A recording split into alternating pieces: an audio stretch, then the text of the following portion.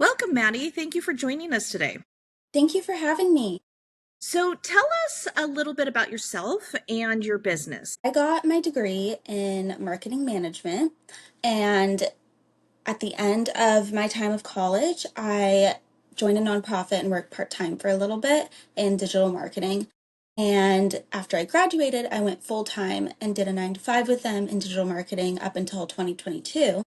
And in 2022, I left my 9 to 5 and started to take on freelance projects in marketing. And that's when we started working together.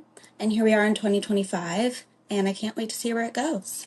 I know I can't believe how much we've already done together, and I too am excited about all of the stuff coming down the pipeline because we've got some exciting stuff coming. We're going to talk a little bit about AI today and how it's relevant. I mean, it's relevant right now for everybody. It's the mainstream thing, and we're going to talk a little bit about how that affects marketing, especially digital marketing in your field, and how a lot of people are kind of concerned about how AI is taking over jobs or could take over their jobs. And so even this podcast today, by the time we post it, may be irrelevant in some respects to how fast AI is moving. So the first question I have for you is kind of with AI tools, we know that there is a balance with them. So when I use AI tools, it saves me a lot of time on some brainstorming or tasks. But then on the other side, there's an expectation of if it can help us go faster, then do our clients, do our colleagues think that then we need to work more and do more because we're able to speed up? What are some of the ways that AI has actually helped you in your field to find more time? I mostly have experience with ChatGPT, but I know there's a lot of other platforms out there that are really helpful with AI. There's platforms like Jasper, Writesonic, Hyperwrite.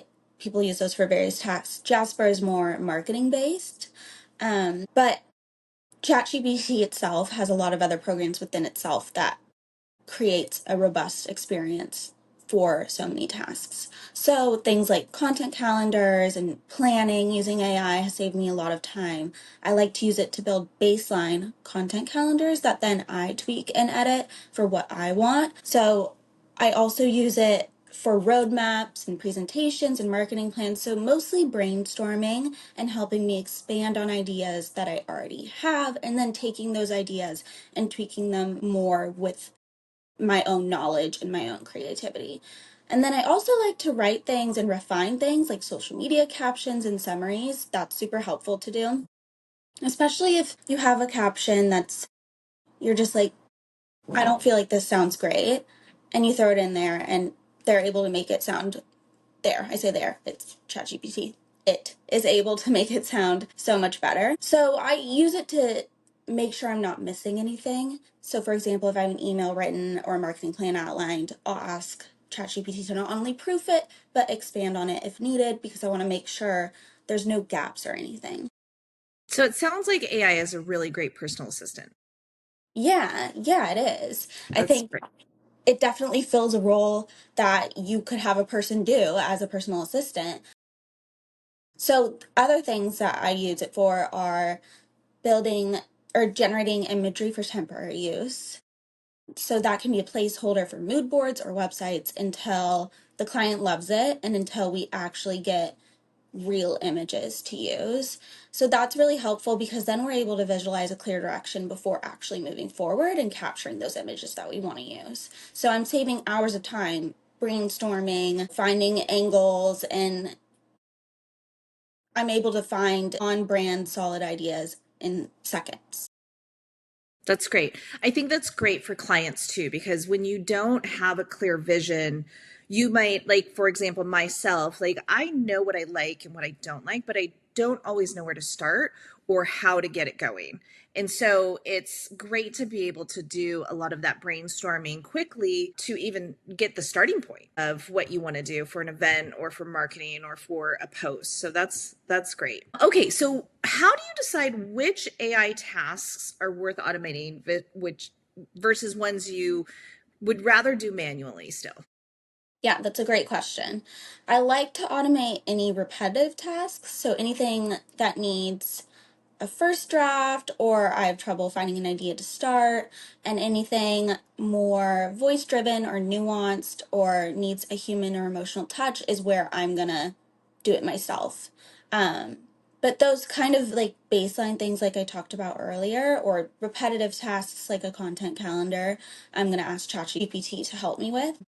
When you think about brand voice and those voice driven human things, AI can mimic that, but it doesn't have that experience, that physical touch, that life experience that we have as human beings. And so that's where I don't want ChatGPT to take over. I could have them give me a direction, but I want to do it myself to make sure it's hitting the marks that have that emotional touch. And I think sometimes if you have ChatGPT do something that is more voice driven, it can sound really generic and just not hit the mark, right? So, for example, if a client wants to refresh their website copy, we could run it through an AI tool and it's going to sound really clean, but it's also going to sound flat and generic, and it's not going to sound like them. If you have a brand that's warm and relationship driven, you need that warmth in the story that only starting from scratch as a human being can get you. And AI can get you 50 to 80% of the way there, but it needs a person to get you 100%. Got it. And I wonder if that will ever actually get there and be able to tell those stories in a certain voice. I wonder if it'll learn that at some point. It'll be interesting to watch down the road. Let's talk about expectations, especially expectations with clients. How we all have those clients who think or don't understand how long a task might take because they've never done it, or they've done it in a small portion. I've got clients who maybe have done their own postings of social media, but they don't like take a brand from start to finish. How do you kind of set expectations with clients, especially now that AI is allowing us to work a little bit faster? So there's a couple things at play here. I think, kind of like you mentioned, it depends on how much knowledge the client has of AI, right? If they haven't used it themselves, they don't really know what it's capable of, and they might have an idea that it's capable of way more than it actually is for their needs. Or they might not know how much it's capable of, right? It's important to keep in mind that AI is only as smart as its user. It's not magic. It feels like magic, but it's not magic. It needs someone to drive it. It needs someone who's got the knowledge and the creativity and the strategy to use it properly and to get the right stuff. I think the other thing is AI can help us educate faster, so we're able to help our clients better. We're able to learn more quickly and help our clients more. So if a client has a question or wants you to work on something that you might not have worked on before, we can use ChatGPT to give us kind of a lecture or a lesson and brief ourselves on that so we have a better understanding if we are actually capable of helping our client with that.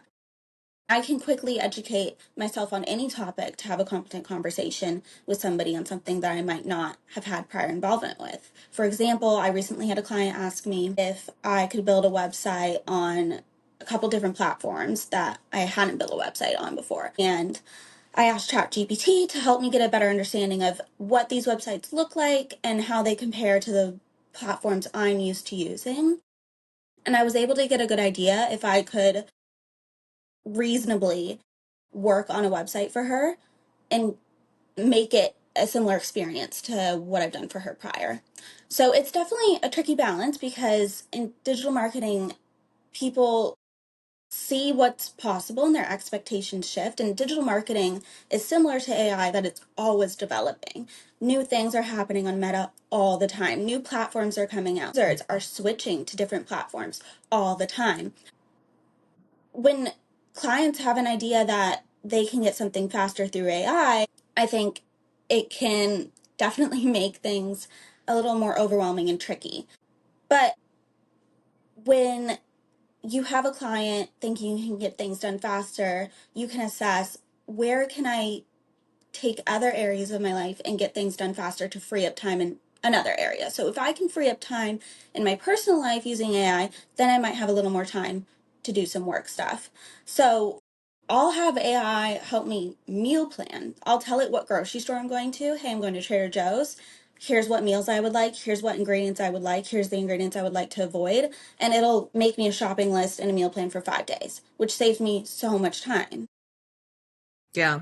Going back a little bit, it's interesting that you talk about the capabilities of some of these platforms and being able to ask the capabilities of different platforms really quickly. Like back when I started in my business, I'd have to go to each one and do a demo or research it myself. And now AI is able to give you a comprehensive analysis of all of these platforms really quickly of their capabilities and be able to let you know whether or not what the differences are so that you can assess for your clients quickly on whether or not you're able to help them. I do find it interesting. I was talking to a colleague the other day about how there are some platforms, not AI specifically, but other platforms like customer management systems that where they're only as good as the person inputting the data, right? Like if I don't input the data that I need for it to work, then it's not going to work properly the way it was designed. Or there's some programs that are so robust that you're actually turning off features because you don't need that much. And then a lot of them end up going unused for the amount of money you're spending. And then to your point, you're switching platforms because you're hoping something's going to be simpler. The other day in a client meeting, we were using an AI note taker, and I absolutely love what it can do. However, both me and a colleague were talking the other day, it records the call, it summarizes the notes, it emails it to everybody. Do I go back and ever look at it? I don't, to be transparent. Like, it's almost this weird thing of like, we went from taking pictures on a camera to taking my phone, and they don't go anywhere, right? Like you take all these photos and they just end up in your phone. So it is interesting. It will be interesting to see how we do with AI in that sense, right? Like when we go to use AI and it does all these great things for us, but then what do we do with that data? It's a mass amount of data that's coming at us. And I think with the generations that we're bridging right now, between your generation who grew up on nothing but the internet and social media and digital, to your grandparents, my parents who didn't have that, right? Like I was a gap, kind of a year where we were coming into it as I was in, going to age myself, high school, college, where we started getting, all of that technology. But each generation is going to have a different experience with all of this AI. So it'll be really fascinating to watch what happens with it and how people use it, because you've seen, to your point, you're personalized, you can automate in a lot of ways, and that's great. But also, what do we end up doing with our time if we automate everything?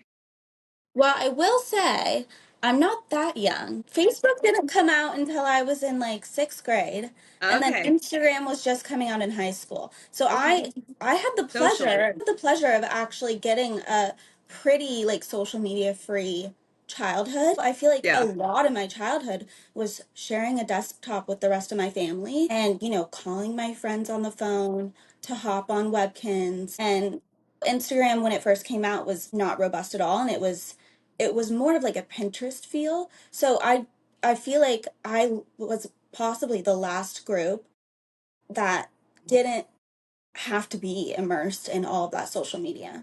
Are you finding now too, with the amount of social media and AI going on, that people are becoming a little distrustful of what they're seeing on social? Because I feel like there's a certain amount you can kind of tell still. It's because AI is not fully there yet, that you can kind of tell what is AI versus what isn't. It's getting much better, I will tell you, to spot these days. But at what point on social media do you think that the younger generations might not even adopt it because they know that nothing on it's real anymore? Well, let me ask a follow-up question. Are you saying you're wondering if the younger generations aren't going to hop on AI at all, or social media at all Social because of media. AI? Social media because of AI. I feel like it depends what younger generation you're talking about, I think, actually. But I do feel like these younger generations don't really care. I feel like they want to be on social media. I see young kids all the time with their heads and iPads, and I just feel like so many young kids, depending on how they were raised or are being raised, are just so locked in their screens. I don't think they're really questioning necessarily what's going on. And I think, as again, it depends how young of a generation you're talking about, but if they're coming into social media seeing AI, they're not going to know how to question stuff, That's right? their everyday life. Yeah, Yeah. like we've seen stuff without AI, so we know, well, this doesn't look like how it used to look, and like, oh, this is different. And so we have a different eye and a different lens to look at things, and I think these younger generations might not have that lens where they've seen things without AI, where Mhm. they were on Instagram when it was just one picture and it was square and hashtags. Yeah. It's interesting because I was talking to a colleague the other day that because they were concerned about raising their children in this new AI digital media world. And we were discussing how there is a little bit of a difference between the with like chat gpts or any of the platforms that you kind of go back and forth in a conversation with, you tend to, and we're learning not to, I think, you tend to in the beginning take it for its word because it was almost like having a conversation with a person in a way, right? On like whether or not you were DMing someone or texting someone, that was kind of the feel of talking to some of these platforms versus growing up on like a Google or a search. When you search, you got multiple results that you would then filter through and look at. Whether you pick the first one or not, you would see that there was 10, 20, whatever, options to look at. So you might question a little bit more which one was accurate to give you the right results.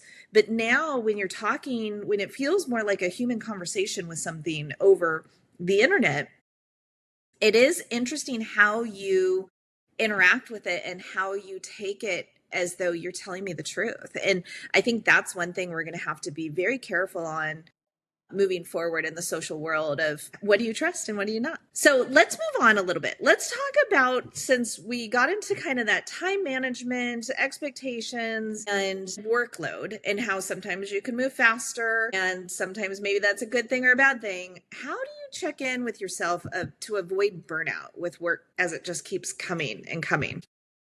I mentioned earlier how I look at my work and I look at my home and how can I speed up one thing to free up time for the other. So I think that's part of it is if I can free up my time grocery shopping, that gives me more time to spend creatively. I think taking that time to kind of evaluate the different sectors and within those sectors, the different sectors, all the different pieces of work that I have going on, all the different things in home going on. I think it's important to realize we're wanting to create for results, not just volume.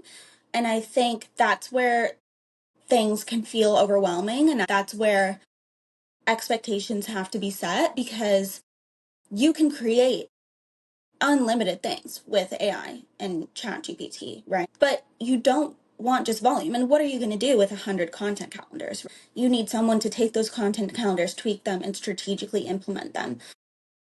Burnout doesn't care if your content calendar is made by a person or a robot. If the pace isn't sustainable, then AI just becomes another pressure point. So there has to be recognition of what's strategic and just volume. And I think that ties back to setting reasonable expectations with clients and knowing your audience. If your client knows nothing about AI, that's going to affect how they set expectations for you and how you need to communicate with them. This is interesting because time management has always been, I think, anybody's nemesis, right? Whether finding the balance between work, life, kids, your friends, social life, whatever it might be. When AI first started coming out, I kind of looked at it more as a time management burden from the work side, right? And now that we're kind of discussing this, it might actually give us a little bit more freedom in not having to worry about certain things. I think you kind of touched on this, being that our personal life is probably a bigger stressor than work is at times, right? Because I'm at work and I'm worried that I won't have time to make those cupcakes for my kids' class and I want to be present, or I don't have time to figure out where I'm going to go eat or make reservations, or the vacation I have coming up, I know it's coming, but I haven't even put together my itinerary. I just know I'm flying out on Friday. So I could see where AI could really help us free up or lessen the burden of our personal lives so that, to your point, we can be more creative, free up our minds to do our work more efficiently and more productively.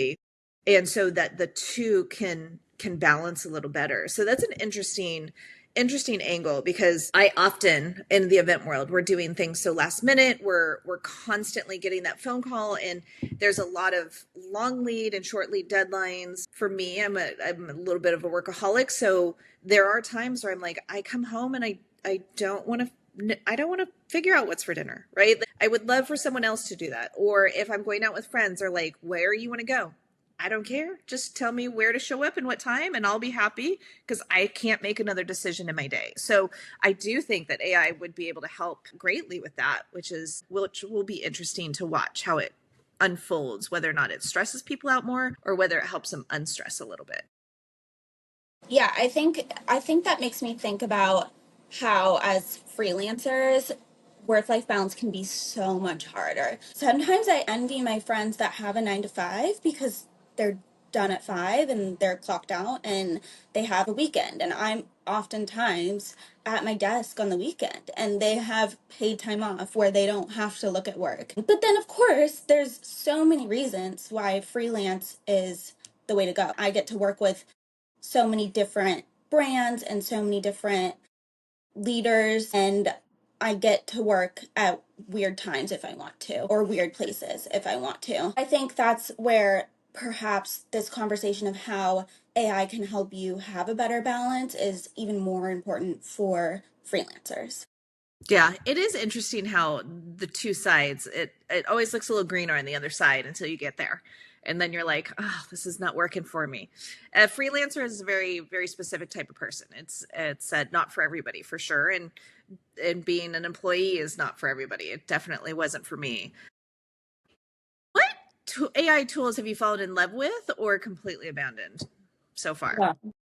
We are using Riverside AI for this Mm. podcast, which truly is an AI tool that has saved me so much time, because when we were just doing these on a like regular studio, I had to go in and like get my headphones on and really pay attention and tweak little things, and it took so much time. And then if you want to take clips from that, I have to go in and find the clips and clip them down and format them to be optimized for reels on Instagram, and AI with Riverside does all of that for you. It's crazy. So that's probably the biggest one.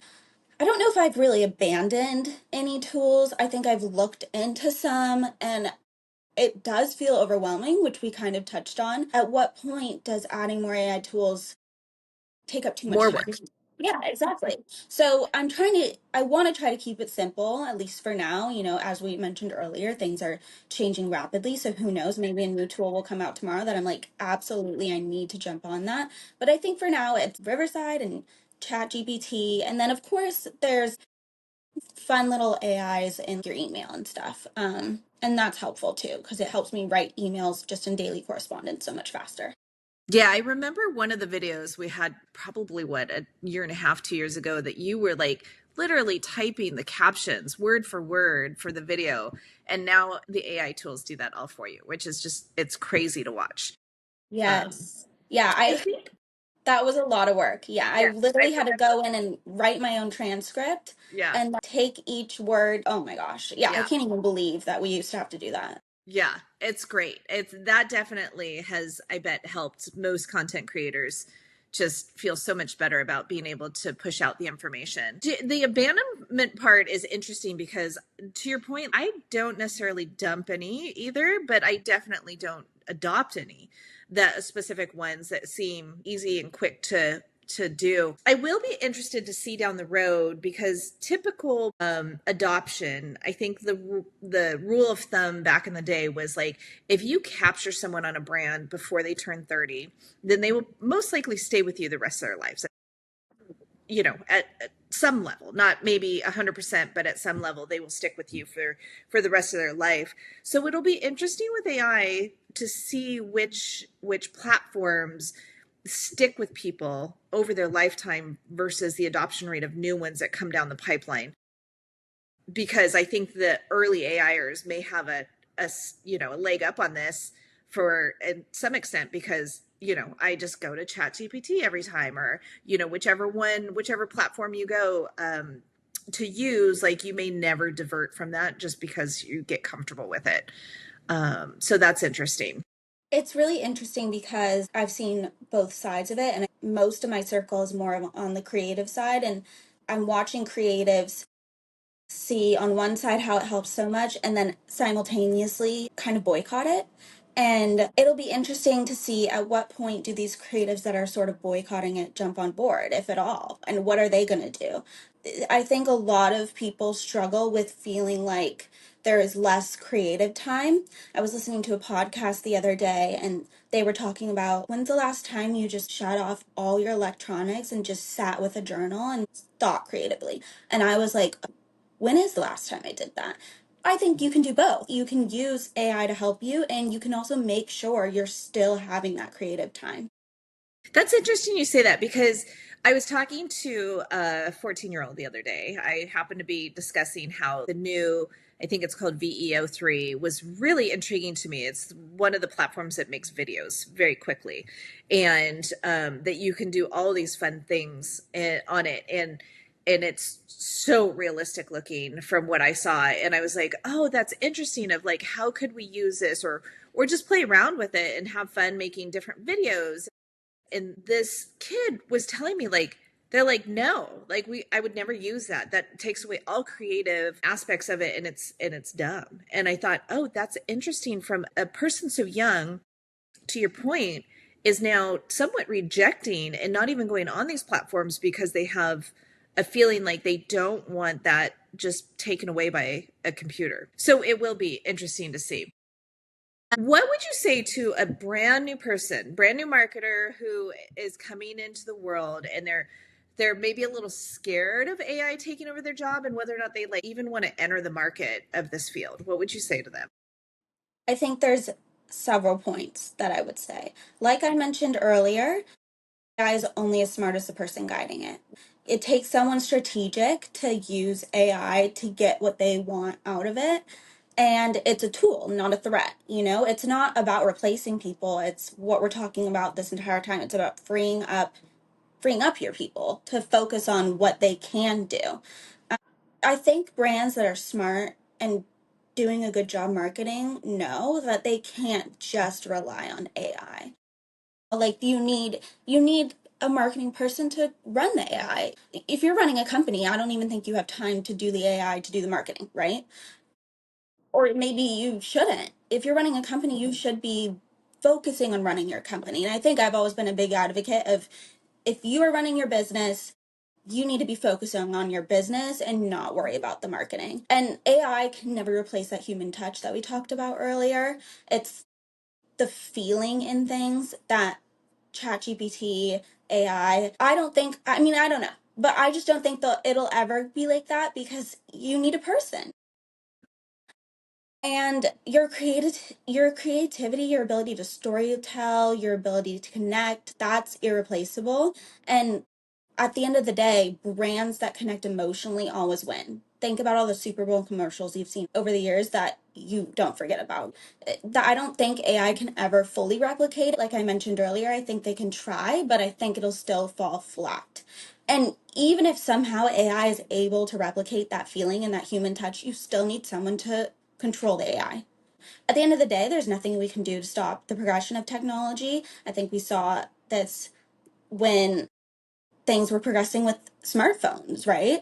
And it's up to you whether you keep up with it, educate yourself on it, learn how to leverage it, or fall behind. Like I was mentioning, I'm seeing a lot of people saying, I'm not touching that because I'm a creative and I don't want to be a part of that. Yeah, that's a good point because I feel like AI right now wouldn't be proactive. Like we're missing that proactive part of the technology of where someone, your AI program's not saying, "Hey, Ashley, like Super Bowl is coming up in February. Have you started to think about what you're going to do in your ads or whatever?" It's a good point of that human person is still got to think proactively and that the tools are tools for what you need to do. And I'm a huge advocate for making sure we're still doing certain things through people, like art and images. I think we can use AI generated images for placeholders, and I want to make sure we're hiring artists and we're hiring photographers to get those actual like consumer front images. And I mean, we saw this with the SAG strikes. There was a huge concern about AI replacing their jobs. And I am a huge advocate for AI not replacing roles that are creative. Yeah. So tell me, how do you see AI changing digital marketing from your perspective? I've seen a lot of small businesses, like I mentioned earlier, you need a marketer regardless of if you feel like AI can do it. And I've seen some small businesses from where I'm sitting, it looks like they have disregarded having a marketing professional and have stopped doing human driven marketing in its entirety and just AI. And a lot of times that looks really obvious. And I think if you see a small business that clearly has been using AI for all of their social posts, I don't think that's going to feel right to a lot of consumers. And especially if it's a small business, you want to connect directly with your consumers. So both images and captions, I think it's important even if you use AI for your caption, tweak it. I think ChatGPT captions can look you can read it and know it's ChatGPT. So if you're going to use ChatGPT for a caption, I recommend do not copy and paste it. I would recommend editing it to, you know, your feel for your brand that you're working on. I think now more than ever, people are less willing to spend money on a marketing professional because they feel like they can use AI and call it good. So yeah, you need someone to use it effectively. Yeah, I remember when I had to make the choice of whether or not to bring you on to do social. I wasn't a big social media person. I didn't have the time to do it. I didn't feel that my brand needed it in some respects because, we worked by referral, so we were getting business either way. And then I realized that if I didn't kind of jump on this train, that in a few years I would be behind so far that then trying to catch up would be a nightmare, let alone I didn't have the expertise or the tools or the time to do it myself. And I'm a huge advocate in other spaces of, I needed to listen to my own advice that you hire people who are good at their job and experts in their field to do that work for you, because I don't have that, or I don't have the time to teach myself that. Could I do it? To your point, like a small business? Yes, I could do it, but then is that where I need to be spending my time? So it's a great information on that. Okay, so some final thoughts. Overall, do you feel like AI is helping us create balance or kind of feed the chaos? I think we've touched on this a little bit, but like, what are your final thoughts for someone on this? Yeah, I think it could go either way. I think it depends on how you use it, and I think it depends on what you're using it for. I do think you can't ignore it. It's like what you mentioned about social media just now. If you kept ignoring it, you would be so much more behind, right? Hmm. So I think you can't ignore it. And then also at the same time, I think I miss the days before AI. I miss when it was just us sitting in a room with our notepads talking and brainstorming. And so there's a lot of conflicting feelings that I have with AI because I think it can be overused, and I really do miss just slowing down and having creative sessions. And I want society to stay creative. The key is intentionality, and if we're conscious about it and how we set boundaries, it can absolutely support better time management. But I do think it has the potential to cause more stress and make people go too fast when society is already moving super fast, and I think sometimes we just need to slow down. Yeah, we have that issue in events a lot where sometimes you just need to keep it simple.